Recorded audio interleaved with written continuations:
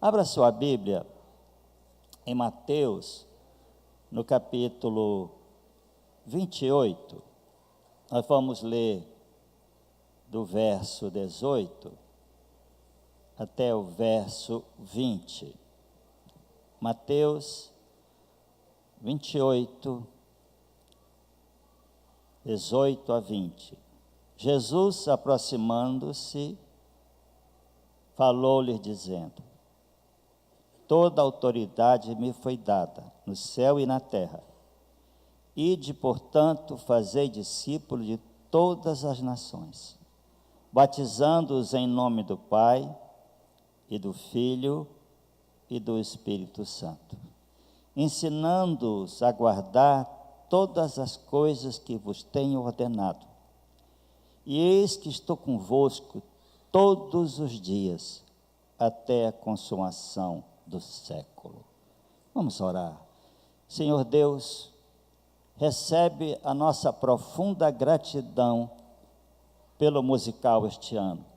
O Senhor sabe que nós estávamos com grandes dificuldades financeiras, pensando em cancelar o musical naquela quarta-feira, quando naquela quarta-feira tivemos a notícia, a confirmação da prefeitura para o telão, que é a maior despesa do musical. E aí o Senhor foi provendo, foi suprindo, o Senhor é provedor, o Senhor foi na sua santa provisão, providenciou os recursos, Senhor, e nós vimos aqui esta casa cheia, ter que ia botar mais cadeira durante 7 noites, com exceção do domingo passado que choveu, tinha só 2 fileiras de cadeira atrás, vazia, e uma multidão entregou a vida a Cristo. Nós te damos graças, porque eles não viriam aqui normalmente para um culto, mas vieram por causa do espetáculo e aqui ouviram a palavra de Deus, de modo a música, o teatro e a palavra de Deus pregada. Nós te damos graças e pedimos: levanta um exército de discipuladores nesta igreja. Levanta um exército de discipuladores nesta igreja. Em nome de Jesus. Amém. Amém. Amados irmãos, vocês já me ouviram falar algumas vezes de exemplos do pastor Frederico O, pastor Caio. Pastor Frederico O veio da Irlanda, recém-casado. E quando ele foi para Boca do Acre, isso aí em 1950, sua linda esposa comeu alguma coisa no navio, aquela chatinha, teve infecção intestinal, febre, e morreu. E em frente de Lábrea, perto de Lábrea. E ele ficou em Lábrea, ele queria ir para a Boca do Acre, e só conseguiu ficar em Lábrea porque o padre queria expulsá-lo, porque a sua esposa estava enterrada lá. E ele fez um grande trabalho no interior, a Boca do Acre e Lábrea, e depois de alguns anos, ele voltou para a Irlanda. Estando na Irlanda, trabalhando muito, um dia lendo Mateus 28, o Espírito Santo trouxe para ele uma palavra no verso 20 e falou com ele: ensinando-os a guardar todas as coisas que vos tenho ordenado. Ele me disse, eu passava às vezes horas e horas conversando com ele. Ele era um teólogo, ele tinha ouvido muitas vezes Martin Lloyd Jones. E ele me disse, João, eu estava lendo a Bíblia e Deus falou comigo, Fred, volta para o Brasil para ensinar. E ele foi nosso professor aqui no curso de obreiros da igreja, na Assembleia de Deus, em seminários batistas, quando aqui era muito, assim, fraquinho os seminários. Ele trabalhou muito aqui. Ele dizia o seguinte, que ele era vira-lata, ele estava em todos os lugares. E com essa palavra, irmãos, aquele homem depois fundou uma igreja e deixou aí com centenas de membros, sempre muito fiel a Deus, mas assim, ele tinha pregado, e onde cidades que não tinham um crente surgiram igrejas, mas agora o Senhor mandou ele voltar para ensinar. Sabe, a história da igreja primitiva é muito interessante.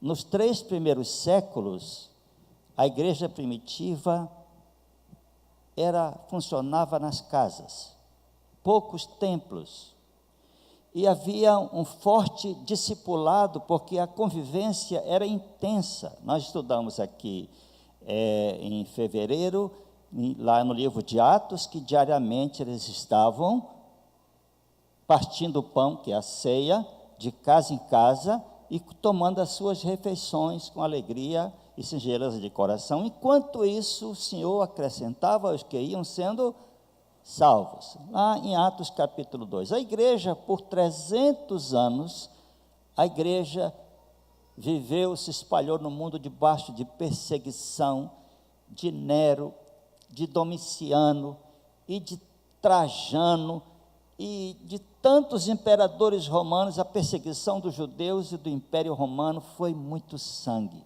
Eu estava lendo o livro dos mártires, chegou um ponto que eu não aguentei, eu parei, falei, Senhor, outro dia eu vou começar a ler, porque eu não estou aguentando de tanto sangue derramado. Mas a igreja chegou no ano 315, com 8 milhões de membros espalhados pelo mundo, debaixo de perseguição. Mas era assim, era um a um. O discipulado era assim, no grupo caseiro, que não era um grupo familiar próximo, mas era assim, a igreja nas casas, e era assim, Paulo, Timóteo, está muito claro na Bíblia, outros exemplos, Paulo e Tito, Paulo e Epafrodito, Paulo e Priscila e Áquila, e aí Paulo tinha 35 auxiliares direto, era um relacionamento tete a tete, né? Não era do Facebook, era do face to face, era face to face. E a igreja, irmãos, quando Constantino, então, considerou que ela era uma igreja que podia funcionar, não era oficial, mas que ela agora era reconhecida como judeus, aí ele assumiu também, o cristianismo assumiu, e essa igreja, depois de algumas décadas, eram 50 milhões de crentes, porque agora estavam batizando as pessoas de qualquer maneira. O Império Romano deixou de fazer discípulo, lógico que não interessava isso para aqueles homens, e começou a cristianizar o mundo. Foi o maior erro da igreja. Aí começou então as fraquezas, as heresias, e depois vem nos séculos posteriores chamada a era de trevas da igreja por falta de discipulado. Eu estava lendo esses em casa, estou me recuperando de uma cirurgia, e eu estava lendo vários capítulos do Justo Gonzalez sobre a história da igreja do século XV, XVI para cá. E o Justo Gonzalez diz o seguinte, ele relata que, e todos nós sabemos, que no Brasil chegaram os portugueses com a cruz e a espada. Os espanhóis, com Cristóvão Colombo, 1942, descobriram a América.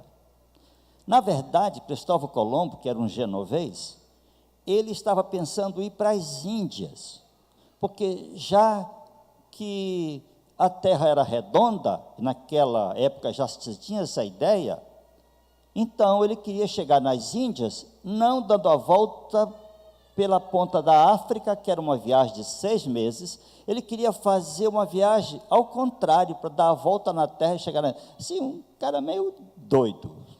Aí ele chega na América Central, a região de Nicarágua, Cuba, Honduras, e ele vê aqueles homens, aquelas culturas, e aí ele chama de índios, porque pensava que tinha chegado na Índia, daí vem essa palavra índios, são índios. Culturas maias, culturas incas, culturas já milenares, irmãos, Chiapas, e o Cristóvão Colombo e a coroa espanhola, então começou a cristianizar a América Central e entrando na América do Norte, porque eles então achavam que isso era que se devia fazer. Ensinavam durante 10 dias e batizavam.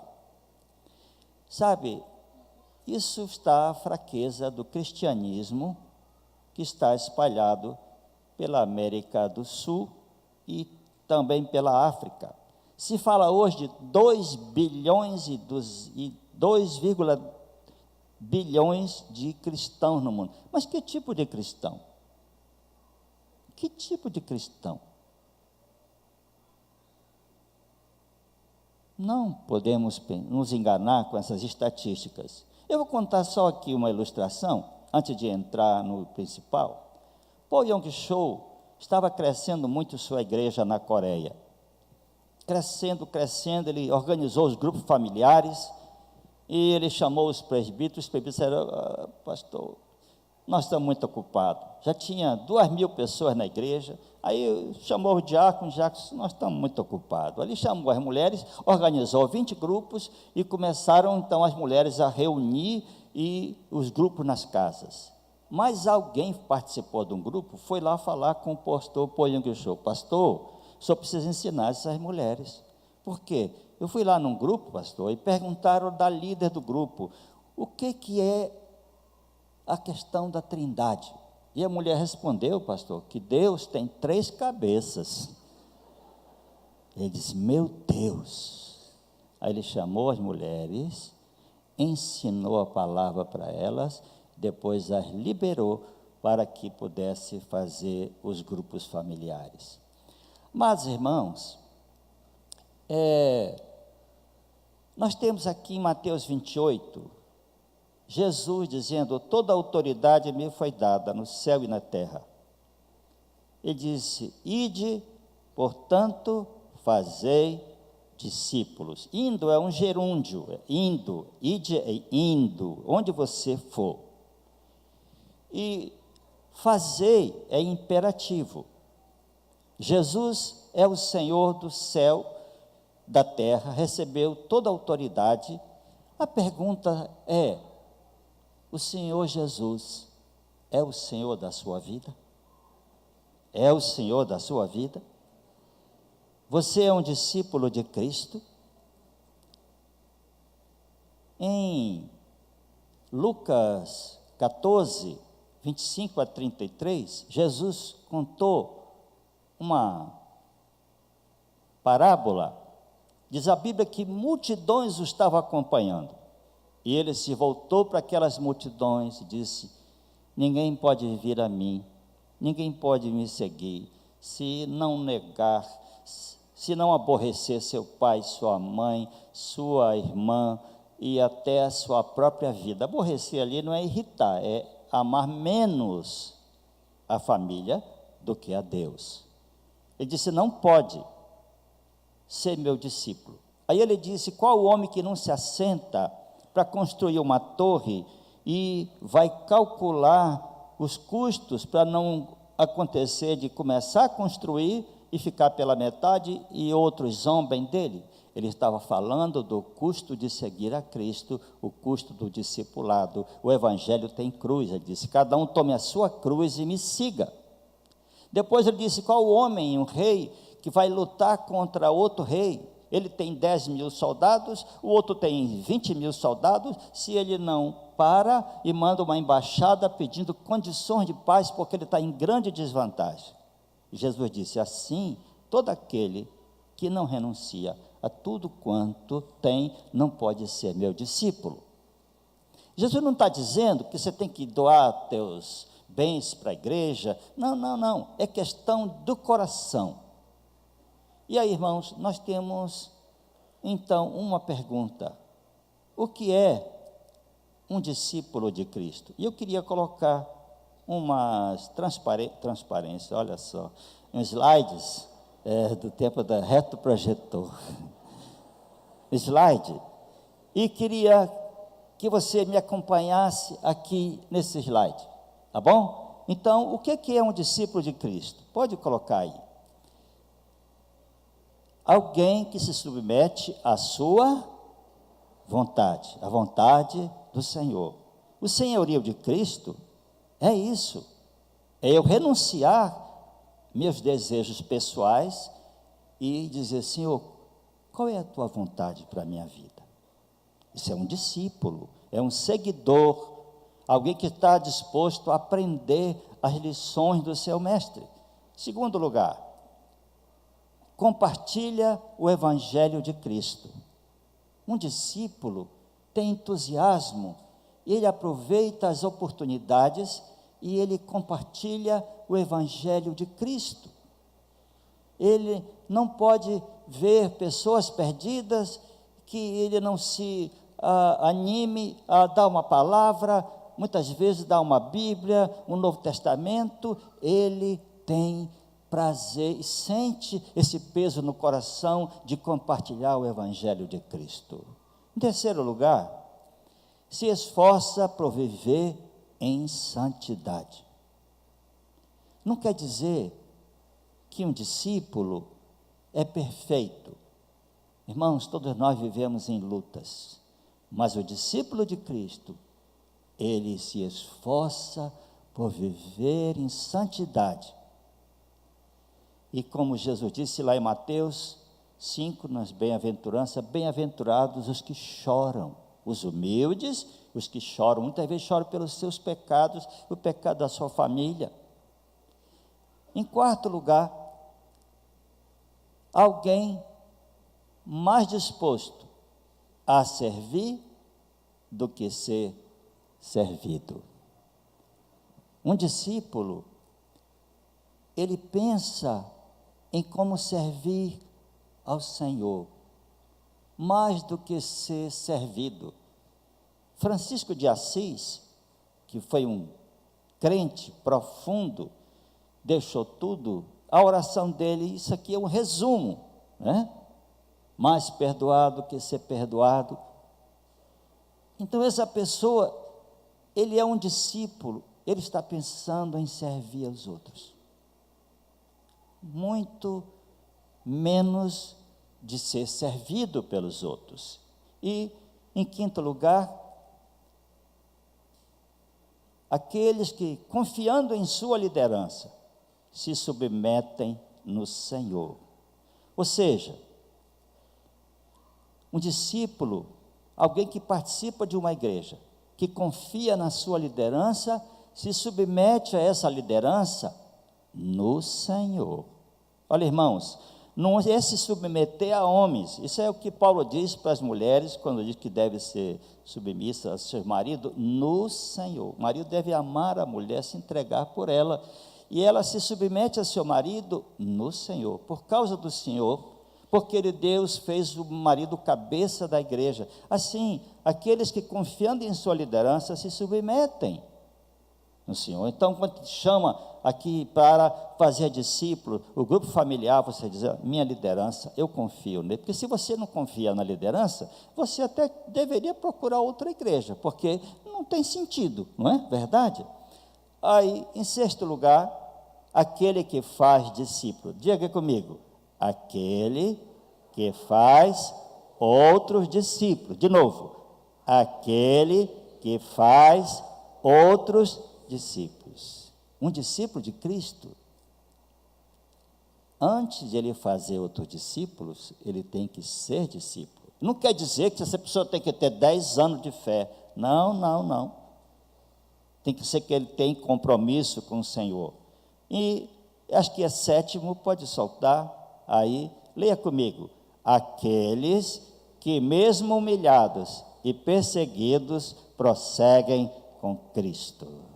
Aqueles que, mesmo humilhados e perseguidos, prosseguem com Cristo. Muitos de nós aqui, crente de primeira geração, fomos humilhados em nossas casas e no lugar de trabalho, entre os amigos, e que se você prossegue com Cristo, isso revela que você é um discípulo, uma discípula de Cristo.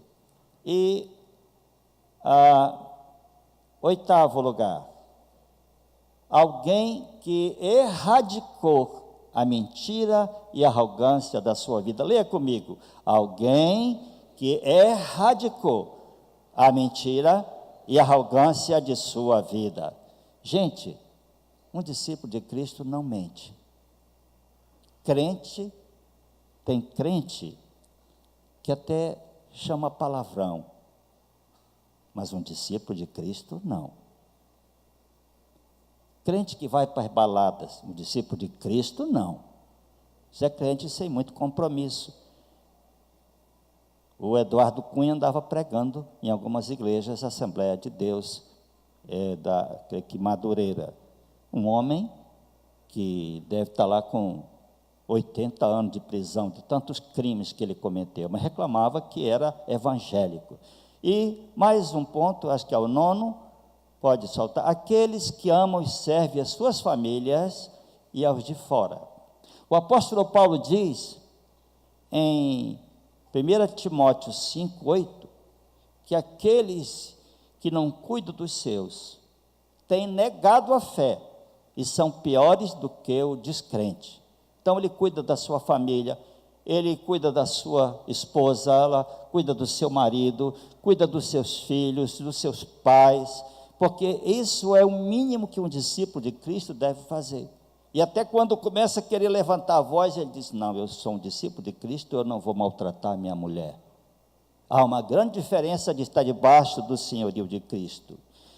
Em 10º lugar, alguém disposto a perdoar os ofensores. Leia comigo. Alguém disposto a perdoar os ofensores. Perdoar é um mandamento, é uma ordem de Jesus. Não é uma escolha, é obedecer. Às vezes perdoar custa caro, perdoar é difícil, mas é a vontade de Deus. Agora eu queria fazer algumas antíteses entre o que é um crente, vou dizer um crente normal, e um discípulo de Cristo. Então, pode soltar aí o primeiro. Leia comigo. O crente quer receber bênçãos, o discípulo quer ser bênção para muitos. Muitos crentes querem receber bênção, eles vivem em muitas campanhas, eles estão pensando o que Deus vai me dar, o que a igreja vai me dar, mas um discípulo de Cristo, ele pensa assim: eu quero ser bênção na mão de Deus, onde eu estiver, eu quero ser bênção na mão de Deus. Segundo lugar, o crente quer ser bem tratado, o discípulo quer servir aos outros. O crente normal, ele quer ser, nós temos que tratar bem uns aos outros, mas o crente está pensando não apenas em ser bem tratado, o discípulo pensa em servir aos outros. Em terceiro lugar, o crente pensa em seus direitos. Pode soltar aí. O crente pensa em seus direitos, o discípulo pensa no seu chamado. Pode soltar, Larissa. Aqui. O crente normal pensa nos seus direitos. Às vezes algumas pessoas chegam aqui no estacionamento e as pessoas que trabalham com os carros dizem assim: por favor, coloca aqui. Eu não vou colocar não, vou deixar aqui mesmo, eu sou dizimista. Gente, a pessoa está ali para organizar o serviço dos carros. Nós temos que aprender sobre liderança, sobre submissão. No musical, eu sempre entro aqui e assisto uma cena ou duas. Aí, numa dessas cenas, eu vim dali, eu parei aqui perto.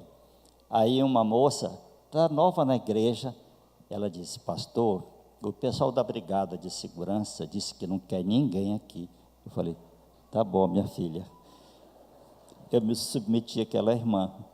Ela deve ter uns 2 anos de fé, mas ela estava debaixo da autoridade da brigada de segurança. Aí eu saí de lá, vim ali para um cantinho para assistir ali, ela estava com toda a razão, e quem tem juízo obedece.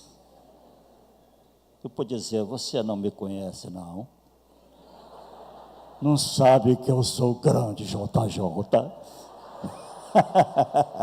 Tem gente aí, juiz, desembargador, quando é pego no trânsito, que o guarda vai, você não sabe com quem está falando.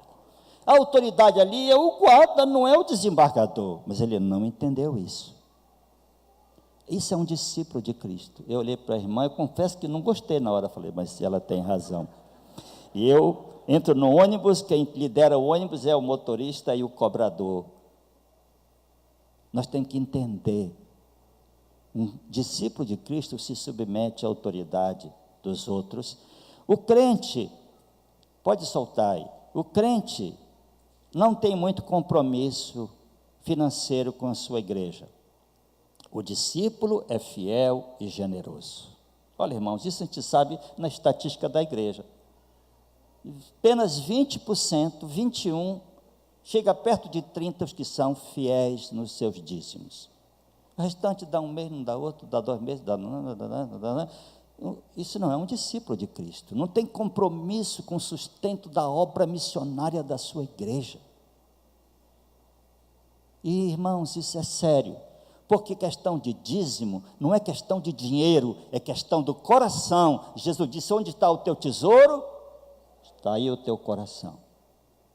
É questão de fé, para crer no que a palavra de Deus diz, sobre abrir a janela do céu e derramar bênção sem medida. Não é questão de dinheiro, é questão de amor, é questão de fé, e é questão, irmãos, de obediência. O crente pensa assim, o que a igreja pode fazer por mim? Pode soltar aí. E o discípulo pensa, como posso ajudar minha igreja? Leia comigo. O crente pensa, o que a igreja pode fazer por mim?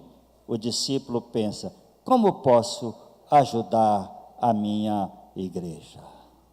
Jesus disse, ide, fazei discípulos de todas as nações. Olha, irmãos, o discípulo não é perfeito, mas está se esforçando para servir o seu Senhor e aos outros. Agora Jesus disse, ide, portanto, fazer discípulo, batizando, ensinando, e disse, eis que estarei convosco todos os dias, até a consumação do século.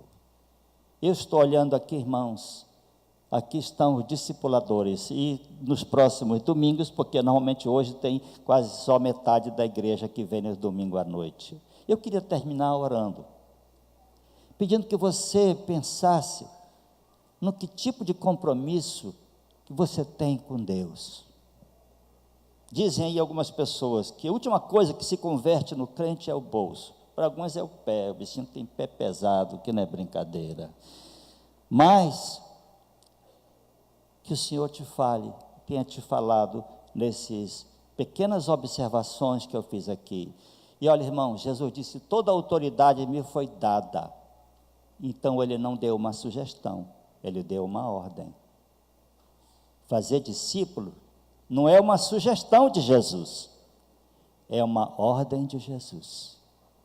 Eu e você estamos nisso. E eu também estou incluído em fazer discípulo, fazer aqueles 5 estudos com pessoas. Eu já fiz ano passado, comecei este ano, e vou fazer com algumas pessoas. Fica em pé e vamos orar, que Deus fale com você esta noite profundamente sobre ser um discípulo de Cristo. Se você já é um crente, dizer, eu quero ser um discípulo do Senhor Jesus. Eu não quero ser apenas um crente. Muitos crentes são consumidores. Eles estão pensando, o que a igreja vai me oferecer? Um discípulo está pensando em servir, em se doar, em ser bênção para os outros. Vamos orar. Senhor, abençoa teu povo. Tu sabes, eu estive meditando sobre essas questões práticas. Deus, fala com cada um aqui esta noite. O Senhor Jesus disse que nós não podemos te seguir se nós não entregarmos nossa vida verdadeiramente ao Senhor e colocar o Senhor em primeiro lugar e tomar a nossa cruz e te seguir. E colocando o Senhor acima de qualquer outra coisa nessa vida. Levanta aqui muitos discipuladores, homens e mulheres, para acompanhar, Senhor, essas centenas e centenas de pessoas que vão dizer: eu quero estudar a Bíblia, eu quero me firmar em Cristo. Abençoa o Senhor, em nome de Jesus. Ó Deus, abençoa-os e toca no coração de vidas esta noite, desperta esse chamado, em nome de Jesus. Amém, amém.